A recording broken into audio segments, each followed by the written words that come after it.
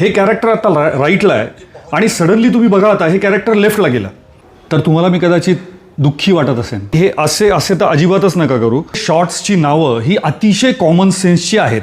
मराठीतले 4 सिनेमे जाऊन ताबडतोब पहा. ह्या व्हिडिओमागे क्लिअर ऑब्जेक्टिव्ह, 1 मिनिटाची फिल्म प्रत्येकाने बनवून यूट्यूबवर टाकायची. कुठल्याही क्षेत्राची एक आपली टर्मिनॉलॉजी असते आणि ती कळली की बऱ्याचशा गोष्टी सोप्या वाटायला लागतात. आपण आधी तेच करूया. कुठलीही फिल्म जी बनते ती सीन्सनी बनते आणि ते सीन्स जे बनतात ते शॉर्ट्सनी बनतात. आता कुठल्या टाईपचे शॉर्ट्स असतात तर सगळ्यात पहिले एस्टॅब्लिशिंग शॉट ज्याला म्हणतात ती म्हणजे तुमची गोष्ट घडते कुठे आहे. वेगवेगळे शॉर्ट्सची नावं ही अतिशय कॉमन सेन्सची आहेत.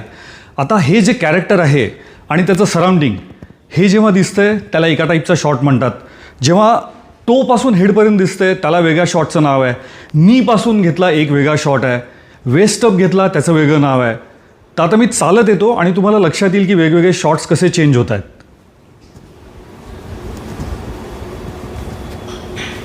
सध्या मी मराठी नाटकं आणि सिनेमा बघायचा सपाटा लावला आहे. आत्ता मी समांतर पाहतोय. त्याचंच एक्झाम्पल घेऊन बघूया की कुठल्या टाईपचे शॉट्स आहेत. आता हा जो आहे याला म्हणतात ओव्हर द शोल्डर शॉट. त्याचा आवाज बंद करतो मी. ओव्हर द शोल्डर म्हणजे एका कॅरेक्टरच्या वरनं दुसऱ्या कॅरेक्टरचा फेस घेतलेला आहे. आता गंमत काय होते बघा या पर्टिक्युलर सीनमध्ये. हे कॅरेक्टर आता राईटला आहे आणि सडनली तुम्ही बघा आता हे कॅरेक्टर लेफ्टला गेलं. त्या दोघांच्या मध्ये जी लाईन असते ती क्रॉस जर का नाही केली तर हे कॅरेक्टर परमनंटली याच साईडला राहायला हवं.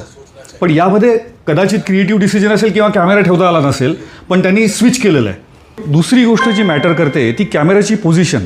मी आता कॅमेरा खाली ठेवला आहे आणि मी वरनं चालत येतोय.